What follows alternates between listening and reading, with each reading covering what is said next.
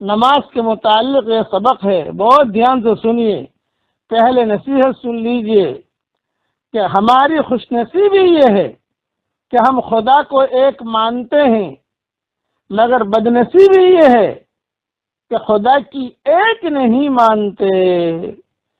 اگر دنیا کے تمام مسلمان فجر کی نماز پڑھنا شروع کر دیں تو اسلام کے دشمن اسی ڈر سے مر جائیں گے کہ مسلمان جاگ اٹھے ہیں۔ کتنی عجیب بات ہے، گناہوں کی جستجو اے غالب، کتنی عجیب ہے گناہوں کی جستجو اے غالب، نماز بھی جلدی میں پڑھتے ہیں پھر سے گناہ کرنے کے لیے۔ کہ آدمی جلدی جلدی نماز پڑھتا ہے تاکہ فوراً ٹی وی کھول نماز سلام پھیرا اور ٹی وی کھول کے عورتیں بیٹھ جاتی ہیں، سلام پھیرا اور پھیرنے کے بعد فوراً جو ہے واٹس ایپ لے کے بیٹھ جاتے ہیں، سلام پھیرا پھرتی جو ہے ٹویٹر پہ بیٹھ جاتے ہیں، سلام پھرتی جو ہے فیس بک پہ بیٹھ جاتے ہیں۔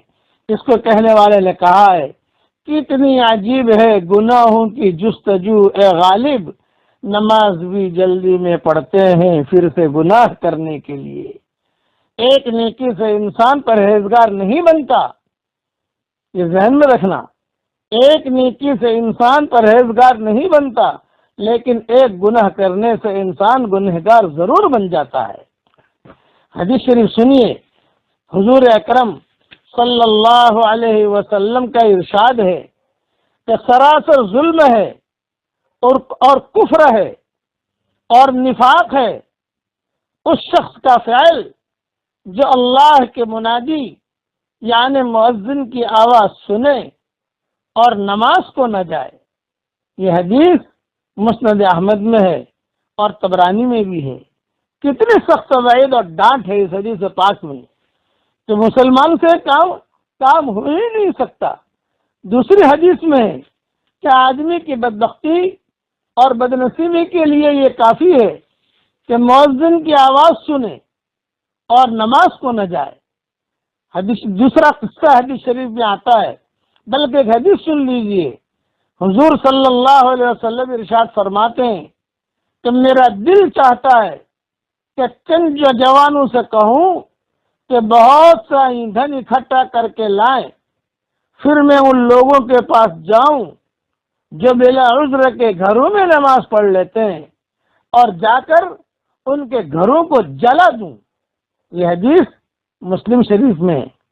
حضور صلی اللہ علیہ وسلم کو باوجود شفقت اور رحمت کے جو امت کے حال پر تھی اور کسی شخص کی ادنا سی تکلیف بھی گوارا نہ تھی، ان لوگوں پر جو گھروں میں نماز پڑھ لیتے ہیں اس قدر غصہ ہے کہ ان کے گھروں میں آگ لگا دینے کو بھی تیار ہیں۔ حضور صلی اللہ علیہ وسلم کا ارشاد ہے کہ جو شخص اذان کی آواز سنے اور بلا کسی عذر کے نماز کو نہ جائے، وہی پڑھ لے تو نماز قبول نہیں ہوتی۔ صحابہ نے عرض کیا کہ عذر سے کیا مراد ہے؟ ارشاد ہوا بیماری ہو یا کوئی خوف ہو۔ یہ حدیث ابو داؤد میں اور ابن حبان میں ہے۔ قبول نہ ہونے کا مطلب، قبول نہ ہونے کا یہ معنی ہے کہ اس نماز پر جو ثواب اور انعام حق تعالی شانوں کی طرف سے ہوتا ہے وہ نہ ہوگا، وہ فرض ذمے سے اتر جائے گا۔ اور یہی مراد ہے ان حدیثوں سے جن میں آیا ہے کہ اس کی نماز نہیں ہوتی، اس لیے کہ ایسا ہونا بھی کچھ ہونا ہوا جس پر انعام اور اکرام نہ ہو۔ یہ ہمارے امام صاحب کے نزدیک ہے اور صحابہ اور تابعین کی ایک جماعت کے نزدیک ان احادیث کی بنا پر بلا عذر جماعت کا چھوڑنا حرام ہے اور جماعت سے پڑھنا فرض ہے۔ حتیٰ کہ بعض علماء کے نزدیک نماز ہوتی ہی نہیں۔ حنفیہ کے نزدیک اگرچہ نماز ہو جاتی ہے مگر جماعت کے چھوڑنے کا مجرم تو ضرور ہوگا۔ عبداللہ ابن عباس رضی اللہ تعالی عنہ سے ایک حدیث میں یہ بھی نقل کیا گیا ہے کہ اس شخص نے اللہ کی نافرمانی کی اور رسول کی نافرمانی کی۔ ابن عباس کا یہ بھی ارشاد ہے کہ جو شخص اذان کی آواز سنے اور جماعت سے نہ پڑھے تو نہ اس نے بھلائی کا ارادہ کیا نہ اس کے ساتھ بھلائی کا ارادہ کیا گیا۔ یہ ساری نصیحتیں اور یہ ساری حدیثیں میں نے اس لیے پڑھی ہیں تاکہ جماعت کے ساتھ نماز پڑھنے کا اہتمام کریں۔ اور یہ نصیحت پھر سے سن لینا کہ کتنی عجیب ہے گناہوں کی جستجو ہے غالب، نماز بھی جلدی میں پڑھتے ہیں پھر سے گناہ کرنے کے لیے۔ ایسی نماز نہ پڑھو بلکہ اہتمام کے ساتھ نماز پڑھیے۔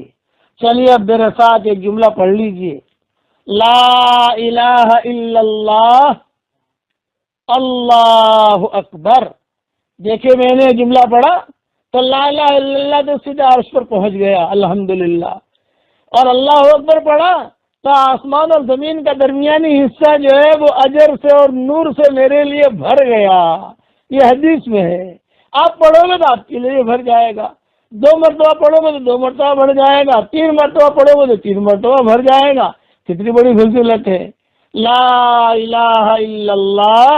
دیکھیے کلمہ عرش تک پہنچ گیا، اللہ اکبر، دیکھیے میرے لیے آسمان اور زمین کا درمیانی حصہ اجر سے بھر گیا۔ آپ بھی پڑھ لیجئے۔ اللہ تعالی ہم سب کو جماعت کے ساتھ نماز پڑھنے کی توفیق عطا فرمائے، آمین آمین۔ والسلام علیکم ورحمۃ اللہ وبرکاتہ، وآخر دعوانا ان الحمد للہ رب العالمین۔